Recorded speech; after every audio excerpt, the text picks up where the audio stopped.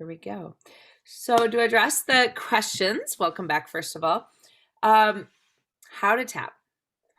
You have all the tools already from class 1 that you need to tap. So that being said, we did the whole process, right? We went through the whole process, even though I'm feeling sad, the emotion in my body part, thinking about the event, right? And then the acceptance phrase, and then tapping through the points. But remember that when we're tapping on a specific situation, an event per se, that can be past, present, or future. So when you're in a moment and you're thinking about, like, you're just in a moment, like, I'm feeling sad right now, or I'm feeling frustrated right now, or whatever. Yes, you can do the whole routine, but really the power in tapping is that just using it in the moment. Remember, I talked a little bit about stealth tapping. Just using whatever bits you can in the moment is going to be supportive to your system. So if you are sitting there like, I just feel like I should tap, perfect time to tap, because that's your subconscious mind, that's your body saying, I just want to tap, right? So you can literally just sit there and just be present, breathe, almost like a meditation, and tap whatever points you remember, right? We went through all the points in order. But as I mentioned, if you go onto YouTube, if you look at different practitioners, they have a little bit slightly different orders. They have different points. They'll tap wrist points, they'll tap finger points, they'll do eye movements, right? Which I do as well when I'm working with my clients, depending upon what I'm doing. But if you're feeling an emotion, just start tapping. And that could literally be like, wow, okay, I'm just going to sit here and I'm just going to tap on my chest. Right? So for example, last night, right before I went to bed, I logged on my new Instagram account that I made, right? Because I shut down my other one. I accidentally, well, I didn't think about it. I had taken Facebook, everything off of my phone except for Facebook Messenger. And so they realized that you're not allowed to create a new Instagram account. If your account's been deleted, you're not allowed to create a new Instagram account. It's against their guidelines. So they somehow found out that I had created a new account. So it said, we've detected unusual activity. Both my accounts came up together and it said, we'll review within 24 hours. So my feeling is that after I just rebuilt my account, I reached out to a bunch of my old people, started posting again, that I'm going to get locked out of Instagram permanently. Right? So I woke up at 4 a.m, like, oh God, there I am again, spending more time and effort. And so I just laid there and I'm like, I don't have the energy to tap, right? So I was just laying in there in bed like, and then I just kind of lulled myself back to sleep and I woke up like this, right? So you can use whatever points are convenient, right? You can just rub. You can just feel, right? So, and every person has points that are more potent for them than others. So for me, this is a really potent point for me. A lot of people, it's here or here, because this temple point accesses the sphenoid bone. The sphenoid bone is the master bone in your head. And behind the sphenoid bone sits your hypothalamus and a lot of your the amygdala and all of that, right? So for a lot of people, this is a really powerful point. And sometimes it changes depending upon whether you're dealing with grief or sadness or anger or whatever, right? So you can use just one point at any time when you're feeling an emotion. If you notice that there's one point that brings up emotion for you, when you have time, you can just sit there and just tap and just tune into, okay, that's interesting. I'm feeling sadness when I tap here. What is that from? And it can be as simple as, this is just where my body stores sadness. It can be as complicated as, oh yeah, when I was young, I had that little tooth surgery, right? Like, and this is for me, right? I had like a piece of thing cut here, right? And they put me under and they cut a bunch of skin and stuff like that. So maybe for me, My body's holding trauma here from that surgery when I was 4 years old or 5 years old or seven. I was on my second round of teeth, so it must have been 7 or 8. But anyway, doesn't matter, right? So my body could just be holding emotion here for whatever reason. Right? So maybe this is a nurturing spot for me for whatever reason. And so when I touch here, right, maybe this is just my natural spot to go. So now when I tap here, it brings up sadness because I know that this for me brings up a feeling of love and whatever, right? So we all have points that resonate with us more than others. So feel free to just tune in. Because one of if you want to do the full series, it can literally be like, even though I don't know why I feel like crying right now. That can be your event. Even though I have no idea, but I just feel like crying right now. I accept I'm feeling this way. So even though I have no idea why I want to cry right now, I accept I feel this way. Okay? And then you can just tap through the points. I don't know why I'm crying. I don't know why I want to cry. Or you can just say, I'm feeling like I want to cry, or I feel sadness. Right? Whatever resonates with you in these points is great. And if you can only remember one or two, then just use those one or two.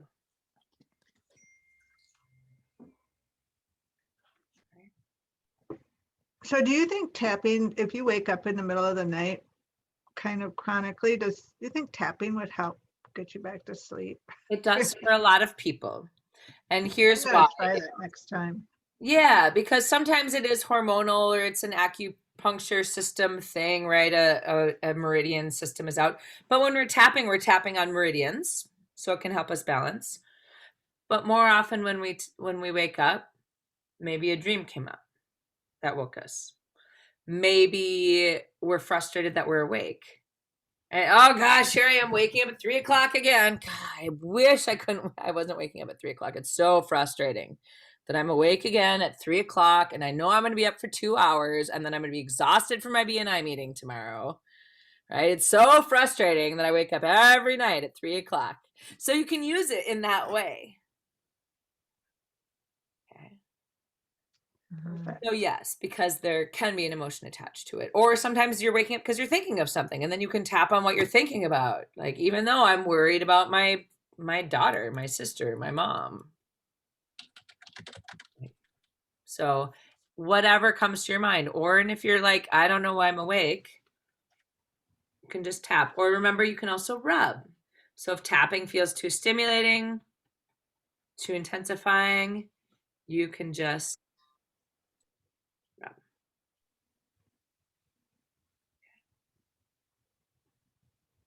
Any other questions?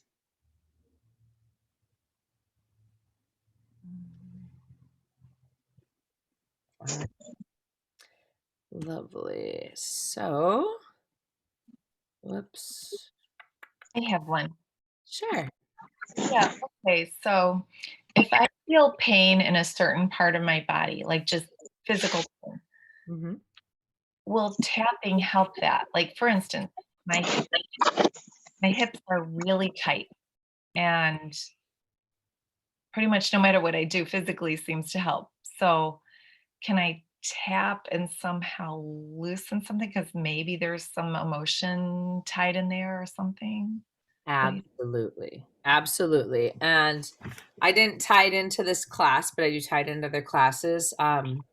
But we can definitely address that because pain's common for all of us. So when you're feeling pain in your body, you're right. It can be because our emotions are stored there, right? Which is why we say, okay, where am I feeling sadness? Where am I feeling this emotion in my body? Because that can be that neurological connection to that pain. But just like sleep, pain can also create emotions within us. Right? So even though I feel frustrated that my bicep tendon is flared again and it hurts to pick up my laundry basket, I accept my body's showing me something, or I accept myself. So even though I'm feeling this sharp shooting, stabbing pain in my bicep that prevents me from even doing the simplest housework. And now I feel like a slacker, right? Or whatever it is for you. Because yes, and especially if your pain was originally caused by a trauma, an incident, you know, like I work with a lot of people that have been in car accidents. And so their whiplash, their neck pain, their headaches are related to the trauma of the car accident, right?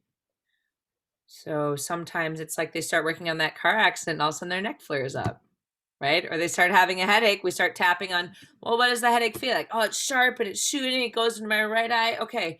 Even though I have the sharp shooting pain in my neck and it's going up into my right eye, I accept what my body's showing me, or I accept myself, or I accept that I'm feeling this way. And it's amazing that the pain starts subsiding, right? Because that connection emotionally and physically starts getting resolved as we not only just address it, but we acknowledge it, right? So when in a lot of meditation practices and a lot of self-acceptance classes and things like that, they will encourage you to just tune into the pain and just feel it. Like, don't try to push it away. Don't try to hide it. Don't try to judge it, but just feel the pain. And just by tuning in and really accepting, okay, I have this pain here. And just closing your eyes, breathing, focusing on it. Sometimes it'll soften because your body's just trying to get your attention. So by tapping and doing that, it can be really powerful, right? But if you're like, my goal is to get rid of my headache and I'm tapping to force this headache away, sometimes you're driving it farther into your body because now you're judging your pain. You're saying, you shouldn't be here. Like, how dare you show me that you are out of alignment or out of whack or that there is an emotion stored there, right? And you start like, I'm going to make this go away. I'm going to, then it can be, I'm not going to say it can be damaging, right? But it can be counterproductive. So if you come to it from a place of curiosity, playfulness, love, self-acceptance, or at least an openness to those things, it can help the pain shift. Yeah. Is that helpful?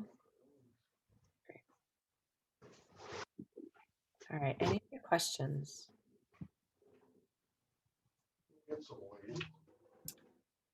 All right. So I will pull up my PowerPoint. Slideshow, play from start. Here we go. Whoops. I hate it when I do that. Stop doing things. Okay, whatever. Now it's on the button. Okay, so the plan for today.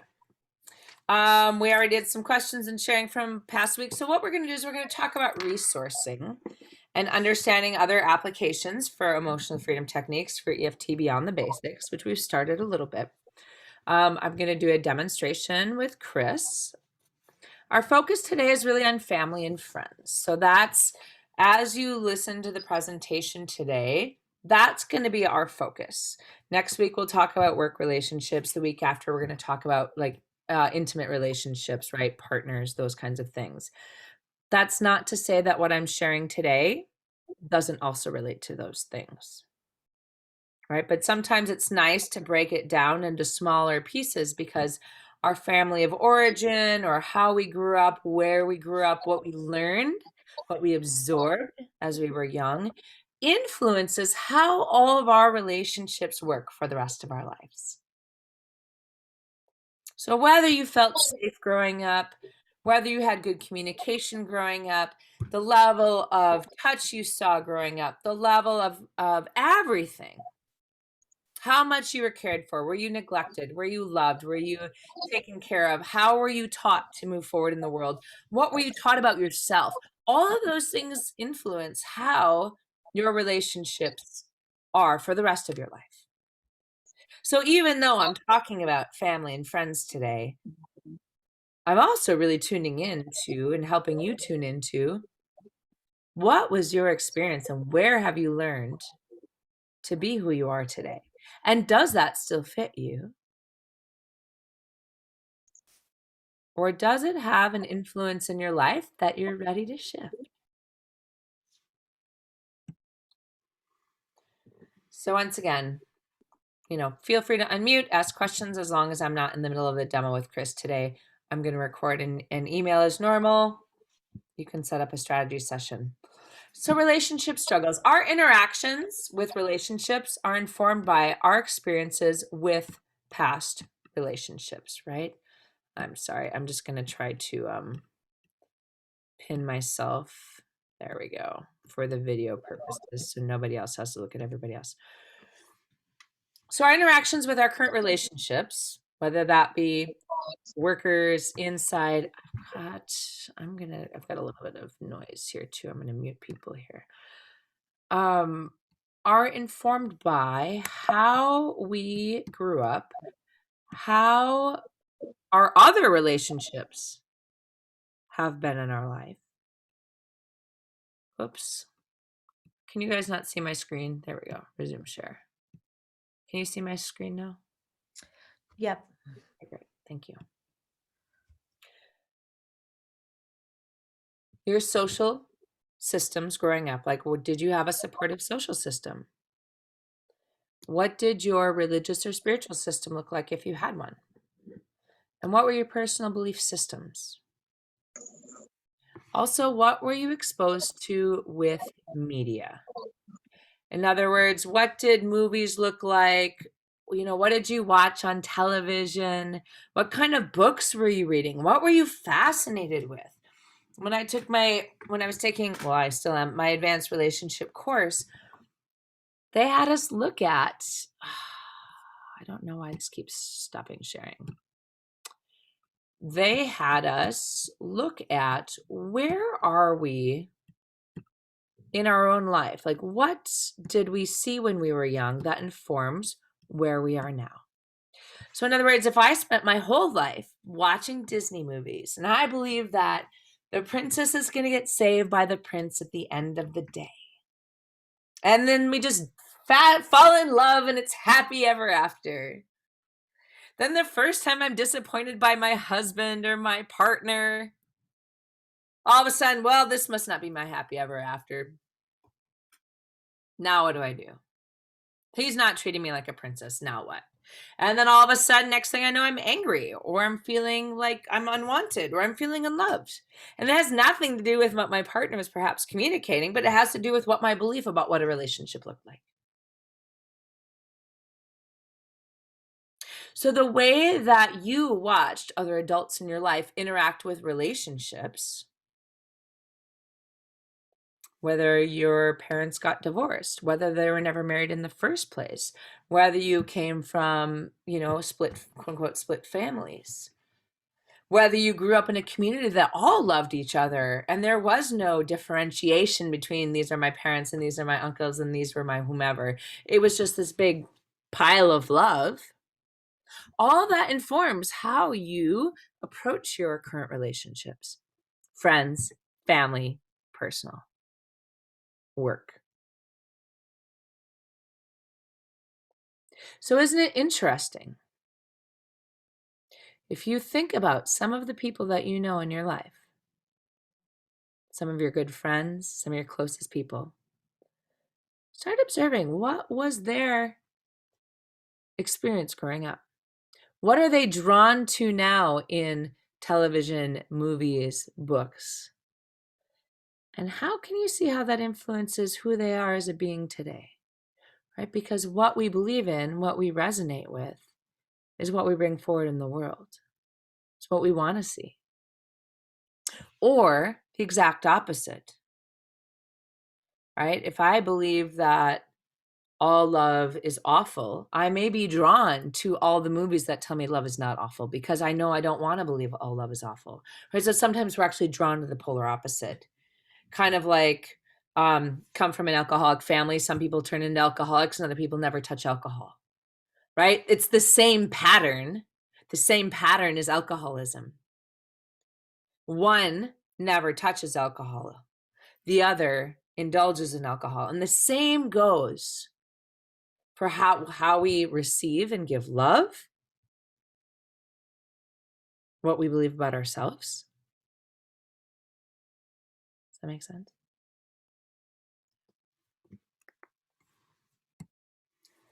So when you think about past or current struggles with family and friends, there are so many complex layers that are underlying what's actually happening. So have you ever been in like a power differential struggle with a friend? And not that you were both fighting for power, but that there was this subtle difference. So for me, I can tell you in like my personal relationships, like boyfriend, girlfriend style relationships, usually I kind of let the guy take care of it until I felt like he wasn't taking care of things properly. And then I would be like, well, now I don't trust you anymore. And now I'm going to take over the relationship and I'm going to be the responsible one, right? So there was this interesting thing where I never felt equal. And it had nothing to do with my partners. It had all to do with me, right? And that was a big learning lesson for me. Talk about love languages for those of you that have read the love language book. Am I giving you love in touch and you're giving me love back in gifts of service? So I'm not hearing you and you're not hearing me. If we've been abused, even if abuse wasn't consistent, even if it was just one break in trust, that can change how we interact with all of our relationships for the rest of life. Illness, mental illness, emotional illness, physical illness, all of these things. You know, if I have a mom that cannot take care of herself and I become a caretaker for her at a younger age, or if my mom's an alcoholic and I'm caretaking for my sisters, that changes my level of responsibility, my level of trust, my level of being able to interact in relationships the rest of my life. And then at the bottom, I've got the ACEs. So ACEs, for those of you that don't know, I mean, I know there's more, but I'm not going to read the whole list. Right? ACEs, for those of you that don't know, it's adverse childhood experiences. It's a test. I believe it's got 10 things on the test. I was actually going to do a whole slide on it and decided it was just too much. But they've realized that the more adverse childhood experiences you've had, the more likely you are to have challenges in relationships. The more likely you are to have some kind of addiction, the more likely you are to go to jail, the more likely you are, right? So the higher your number from these adverse childhood experiences, the harder it is, in theory, to kind of move through them, right? To become a quote unquote healthy, balanced individual in society.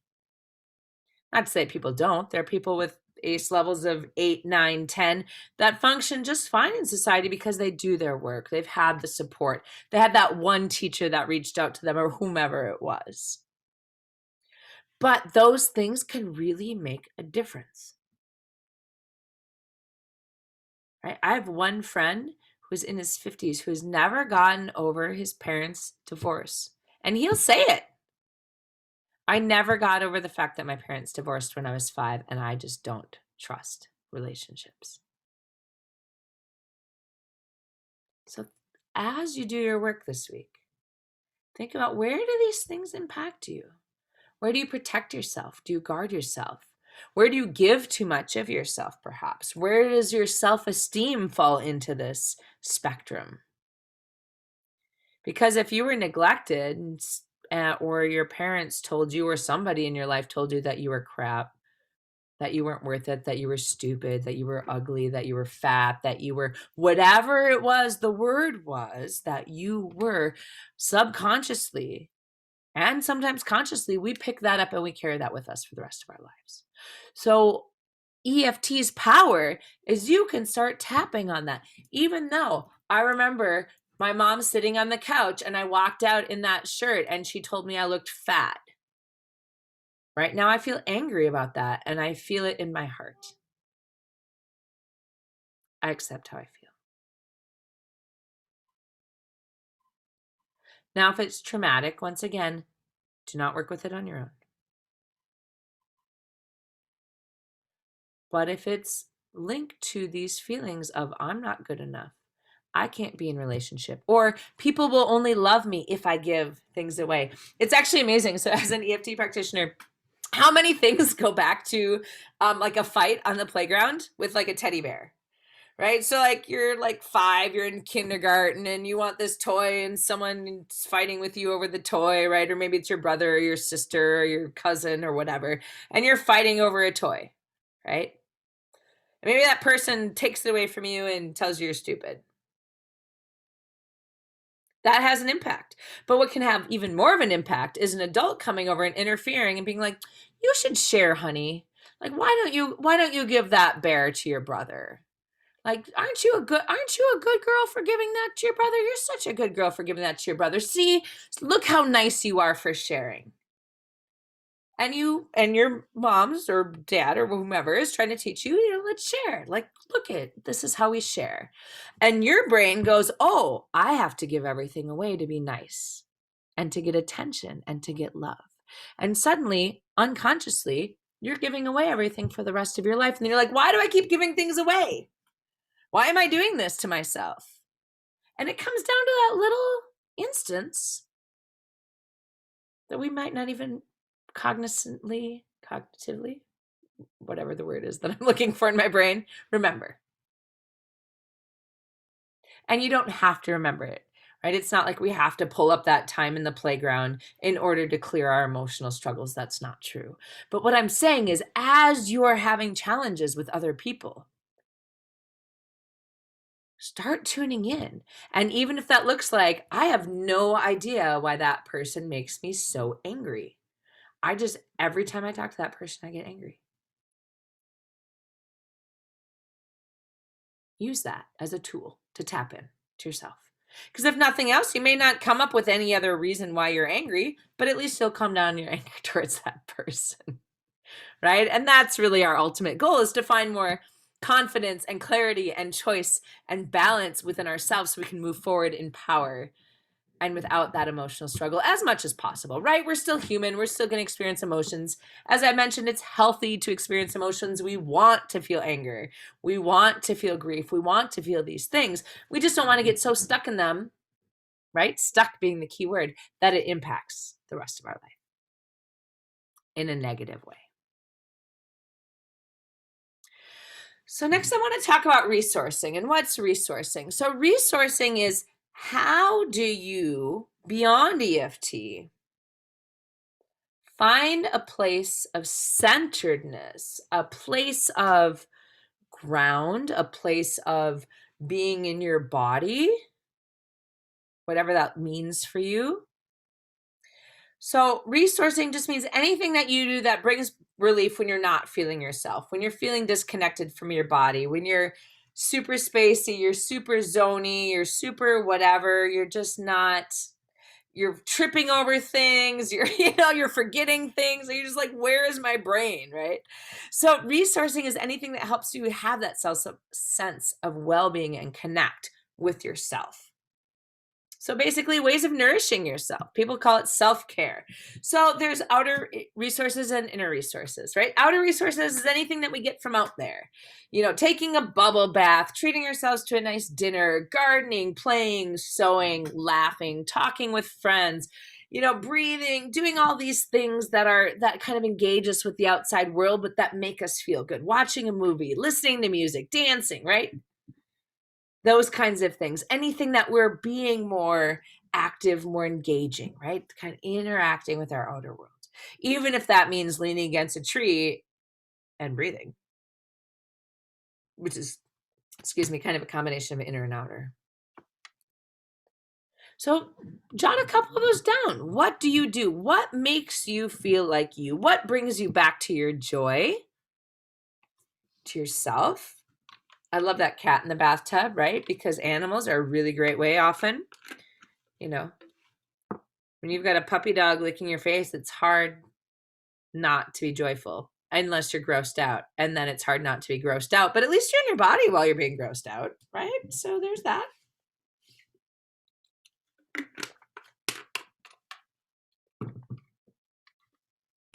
And then we've got our inner resources. So our inner resources are really our core. So this is what makes me or who makes me feel safe. Where are places that I go to nurture myself, to be alone, to feel the earth, to have a moment of breath. This can be religious, this can be spiritual, right? But it's like really about finding deep within yourself. Prayer, meditation, that individual conversation with your bestie. That's your inner resource. So the reason why it's important to have both your outer and inner resources is that sometimes you need reflection as well on what is going on. Right? EFT is an amazing tool. You can use it at any time. I use it all the time. Right? But I also see healers. I also talk to my good friends. I also do meditation. I also do prayer. Right? So I don't just use one tool. And this is what's really important, I feel. Because sometimes when we rely on one tool and then that tool, quote unquote, fails us, or it's not working as efficiently as we'd like it to be, or we're blocked for whatever reason, if we have no other tools to draw from, then it's like, oh gosh, now here I am. Now what? Okay, so I want you to know, what are your inner and outer resources? Who can you call when you're struggling? And I know this seems silly, but I think we all do it. Where a friend says, hey, just reach out when you need help. And then you're like, I will. And then you're sitting there in a pile of tears and you're like, nobody loves me. Why doesn't anybody call me right now? Who can I reach out to? I'm being such a burden to people, right? Instead of just reaching out. Instead of being like, oh yeah, Lisa told me that I can call anytime.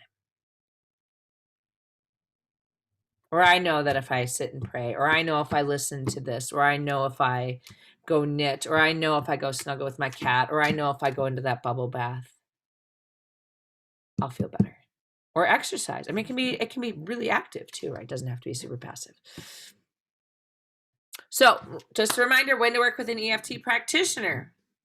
When you're struggling with communication, patience, or connectivity in your relationship, and you can't clarify it yourself. If it's too emotionally overwhelming, if you've been exposed to long periods of trauma, abuse, once again, all of these things, I'm not saying you can't do EFT at all. What I'm saying is don't work on these things yourself.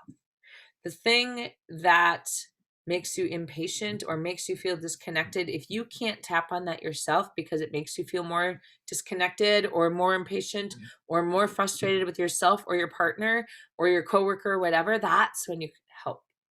That's when you reach out and say, I need a little bit of help tracking this down and clearing this more quickly. Right? Same thing if you're not seeing results with what you're doing, or if you want support and accountability. So as I've mentioned, a lot of people will sign up for my 1 month, one session a month kind of package. It's auto build, and then it's less expensive. They know they've got accountability. They know I'm going to ask, have you been doing your tapping? How's it been going? But I also know that if they don't tap, I'm not going to judge them. So once again, today we're going to do tap alongs, kind of similar to what we did in the first class. But remember that our brain makes sense of the world through generalization. So I talked about the boxes, right? So we may have a relationship box and a work box and here's my box where I'm safe. And here's the box of all the times that I'm stupid. Here's the box of all the times that I'm financially struggling. Here's the box of all the times, right? So we generalize all of this. So what I'm going to have you do is I'm going to have you write down, just like before, 1 to 2 events related to relationships that are fairly recent, fairly light, that you're struggling with right now, or that when you think about, you still have an emotional charge. So a fight with somebody, a dissonance at work, some political things, some vaccination things, some whatever it is for you, something that's bothering you, that when you think about having that interaction, right, you can say, okay, when I think about the event, I feel XYZ emotion in perhaps XYZ body part, and then rate it from 0 to 10. And just write down 1 right now. If you have time to write down 2, please do.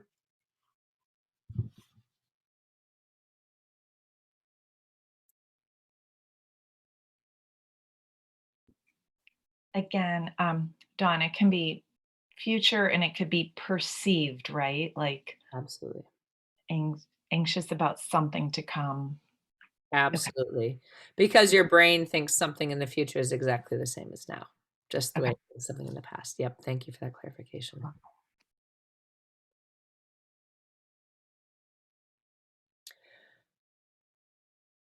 So I'm going to work with Chris a little bit. And my goal is for you as I work with him is to kind of see the questions that I ask, to kind of see, where I'm looking for underlying things. So you can start doing that for yourself.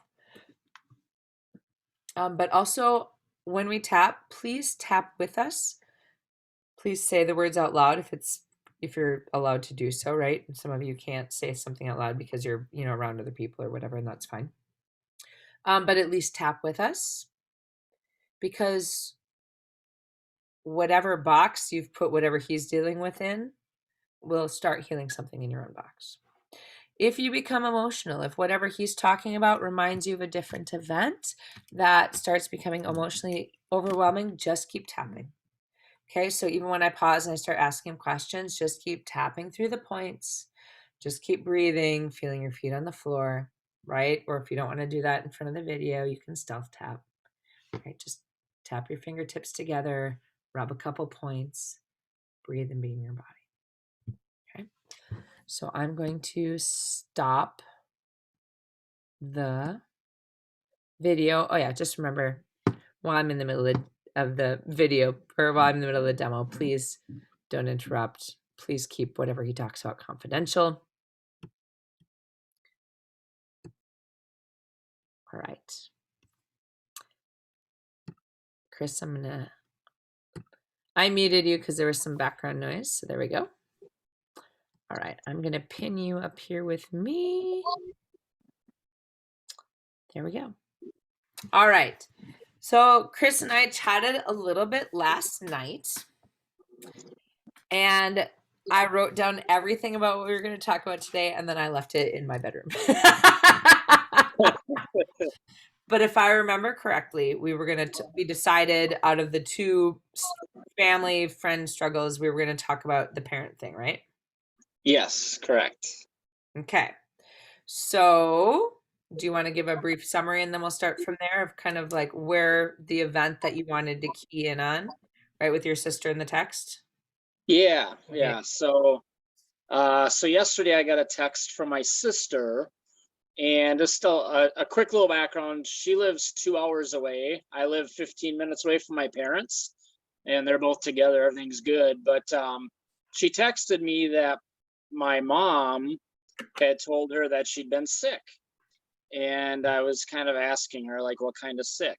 And my sister didn't know for sure, but it sounds like it's potentially a lot more serious than a cold or the flu. Apparently, she's lost 35 pounds in a few weeks and has been going to the doctor. And it made me really upset. Not only am I concerned for her, but I text with my dad every single day on the phone. And I saw my parents last week in person and visited them, and they have never said anything to me about it. And so I feel this concern, and at the same time I feel just a lot of things that they're not telling me what's going on and kind of keeping me in the dark. And I do believe my sister told me, and I do believe they're doing it to keep me from worrying, but at the same time I want to know what's going on, and I wish they would tell me. And so it's been bothering me since yesterday. Thank you for sharing. And so, Chris, is the best word for thinking about getting that text from your sister that mom has been sick? Sorry. That's okay.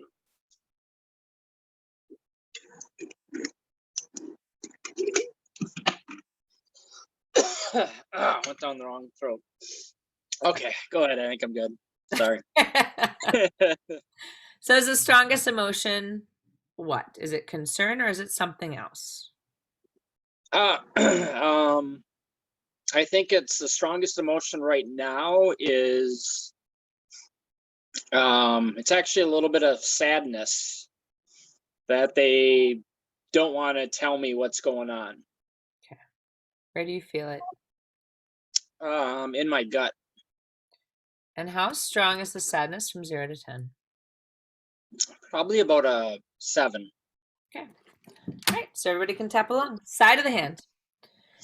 Even though I'm feeling sadness in my gut, Even though I'm feeling sadness in my gut, thinking about the text from my sister yesterday, thinking about the text from my sister yesterday, saying that mom's been sick, saying that mom's been sick, but they've kept me in the dark, they've kept me in the dark, but I deeply and completely accept myself. but I deeply and completely accept myself. Great. Did that all resonate? Did I put that together well? Yeah. So even though I feel sadness in my gut, Even though I feel sadness in my gut, thinking about that text from my sister yesterday thinking about the text from my sister yesterday that said mom's been sick, that mom's been sick, she's lost 35 pounds. she's lost 35 pounds. My parents didn't tell me. My parents didn't tell me, They kept me in the dark, kept me in the dark. but I deeply and completely accept myself. I deeply and completely accept myself. So even though I feel sadness in my gut, Even though I feel sadness in my gut, thinking about that text from my sister yesterday, thinking about that text from my sister yesterday, saying that mom's been sick saying that mom's been sick and it's potentially serious. and is potentially serious. My parents didn't tell me. My parents didn't tell me. I know they're trying to keep me from worry, I know they're trying to keep me from worry. but I still feel sadness in my gut. I still feel sadness in my gut. I deeply and completely accept myself. I deeply and completely accept myself. Sadness in my gut. Sadness in my gut. Sadness in my gut. Sadness in my gut. Sadness in my gut. Sadness in my gut. Yeah, you can do one or two hands, either one. Sadness in my gut. Sadness in my gut. Good. Sadness in my gut. Sadness in my gut. Sadness in my gut. Sadness in my gut. Sadness in my gut. Sadness in my gut. Sadness in my gut. Sadness in my gut. Just take a breath. Where's your level of sadness now? My level of sadness is a lot less. It feels about a 3. Okay. Did another emotion come up more strongly, or is sadness still the strong? Yeah, I think the emotion that comes up is more the concern Okay. about what's really going on with her. Okay. Yep. Where do you feel that? I think I feel that in my chest. Okay. How strong? About a 7. Okay. Even though I feel concern in my chest, Even though I feel concern in my chest, thinking about that text from my sister yesterday, thinking about that text from my sister yesterday, mom's been sick. mom's been sick. I don't know what's going on with her, I don't know what's going on with her, but I deeply and completely accept myself. but I deeply and completely accept myself. So even though I feel concern in my chest, Even though I feel concern in my chest, thinking about the text from my sister yesterday, thinking about my text from my sister yesterday, saying mom's been sick. saying mom's been sick. I don't know what's going on with her, I don't know what's going on with her. and I feel concerned in my chest. I feel concerned in my chest. I deeply and completely accept myself. I deeply and completely accept myself.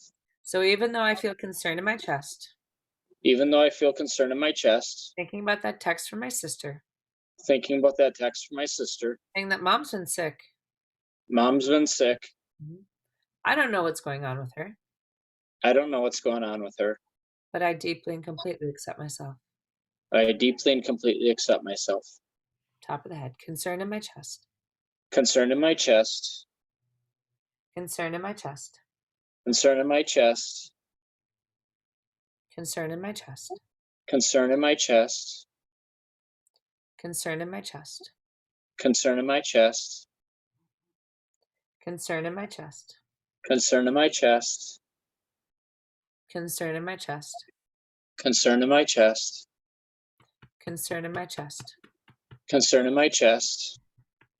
Concern in my chest. Concerned in my chest.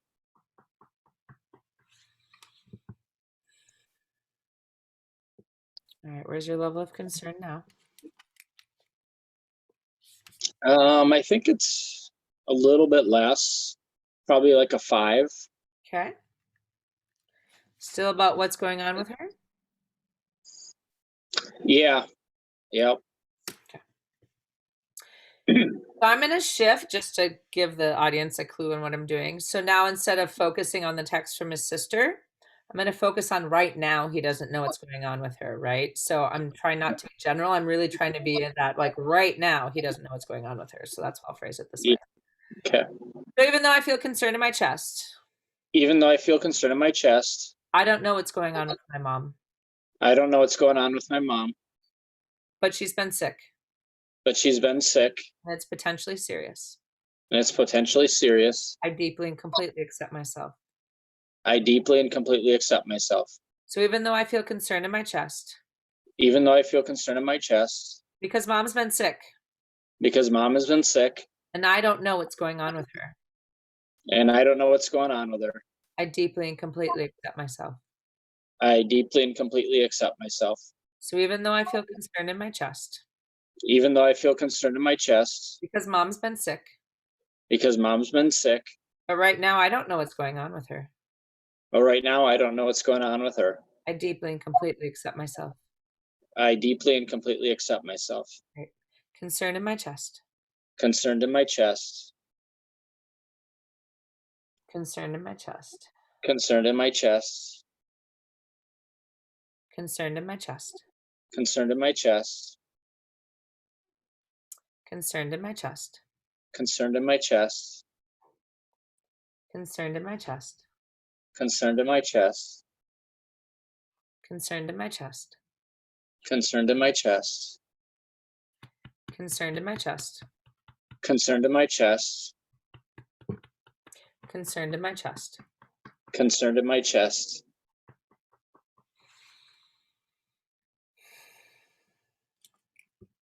And where's your level of concern now, Chris? Yeah, I feel like it has shifted. I feel less concern. I feel more kind of frustrated. Frustrated? Yeah, Where do you feel the frustration? and I feel that more in my gut. What level? About a 5. Okay. And what's the frustration about specifically?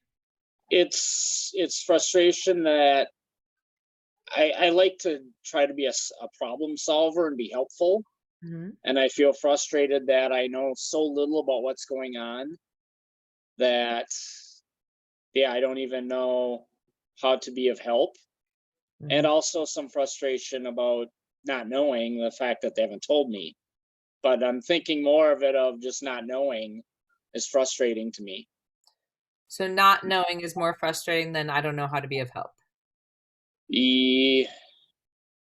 Not knowing is frustrating because I can't be it, causing me not be able to be a help, if that makes sense. Absolutely. So So they're tied together. They're not two they're separate. tied together, yes. Got it. All right. Even though I feel frustrated in my gut Even though I feel frustrated in my gut because I don't know what's going on, because I don't know what's going on, so I don't know how to help. I don't know how to help. Is that phrased okay? Yes, yep. I deeply and completely accept myself. I deeply and completely accept myself. So even though I feel frustrated in my gut, Even though I feel frustrated in my gut, I don't know what's going on, I don't know what's going on, so I don't know how to help. so I don't know how to help. I deeply and completely accept myself. I deeply and completely accept myself. So even though I feel frustrated in my gut, Even though I feel frustrated in my gut, that I don't know what's going on, that I don't know what's going on, so I don't know how to be of help. I don't know how to be of help. I deeply and completely accept myself. I deeply and completely accept myself. Frustrated in my gut, Frustrated in my gut, frustrated in my gut, frustrated in my gut, frustrated in my gut, frustrated in my gut, frustrated in my gut, Frustrated in my gut. Frustrated in my gut. Frustrated in my gut. Frustrated in my gut. Frustrated in my gut. Frustrated in my gut. Frustrated in my gut. Frustrated in my gut. Frustrated in my gut.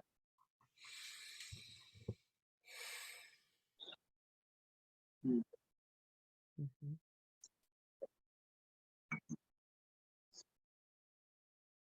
So where's your level of frustration now? I actually feel a lot less. I feel about a 2. What a 2. Okay, and just because we need to wrap it up, where's your level of sadness that they didn't tell me? I'm not really feeling that so much now. Okay, so that went from a 3 to a 0. Yep. Great, Mhm. great, cool. Thank you. And Yes. we'll check in to stay after the class. We'll just check sure, make Sure. because you're under 3, so normally I do one more round. But Okay. so did everybody kind of see how I modeled that? So when different emotions came up, right, we followed the emotions, but we stayed as tight as we could to the same situation. But then when you're done, if you still have time, you go back and check the other emotions, and often they clear, right? The sadness drops because the frustration has dropped. But sometimes you'll notice that that sadness still hasn't cleared, right? Using that because that was his example. So then we need to go back and kind of tap. So that's why it's helpful when you're doing tapping for yourself, if you can, if you're not in the middle of just like, I'm in the middle of this argument or I'm in the middle of this whatever, that you work with it when you're working with a past event or a future event. You work with all the emotions around that event and keep track. Where's my level? Well, now my frustration's stronger. Okay, now my frustration's down to a 2. Is there anything that's stronger? Right? Did anything else come up? Right? So it went from, for him, it went from sadness to concern to frustration. Right? And it could be that if we tap down that frustration, something else would come up around this, a fear or whatever. Right? I don't know, but. So is that clear kind of how to, is that helpful on how to model some of your own like personal tapping sessions for yourself? Great. Are there any questions? I'm going to pop back up my PowerPoint here. Okay. So peek at your own events and see if anything's changed. And if you want to share, please do. But otherwise, I know we only have a couple minutes left, so I want to just jump to the homework and then I'll shut off the recording and then people can stay after and ask more questions if they wish. So for homework, continue or start tapping daily around aspects of your personal relationships. So what's been coming up for you? Where have your challenges been in the past? Where are they going to be in the future? Right? I think I mentioned in the first class, like if you know you're going to go visit a friend who has opposite political views than you, and you know that is saddening or triggering or whatever, makes you angry, whatever it is, tap on that ahead of time. What might they say? What tone might they use? How might that challenge who you are? What is it in you that gets challenged when somebody believes something different from you? Write down your resources, your inner and outer resources, and keep it handy, and do just a little bit of tapping every day, even if it's just stealth tapping. Even if you're just like getting ready to go to bed and you're like, whoa, okay, today was a big day. Or you're waking up in the morning like, wow, I've got a lot to do today, and that's pretty stressful. And then once again, feel free to call or text throughout the next week. Come back with questions, stuck spaces, or your success stories. Okay. So next week, we're going to talk about something called the personal peace procedure. We're going to talk about secondary gains, which is what happens when you've got a block that prevents you from getting better. What might you be gaining from not forgiving somebody? What might you be gaining from staying angry? How might it keep you safe? And then limiting beliefs. All right. So when I send out the email, I'll send out the video. You're also going to get a free 20-minute setup statement session with me. So you can sign up for that online. There'll be a link. You just click it, book it with me, and then we'll have a little session together on how to make sure that your statements are the way that you want them to be. And then also I'm going to send you a link to Easy Tapping, which is something I subscribe to. It's a really, really general scripts on how to tap, and they tap different, she taps in a different order than I do. But the nice thing that I like about this service is that it gives you different ideas on things to tap on. How do you tap on cravings? How do you tap on whatever? So that'll be in the email that comes out. Are there any last minute questions?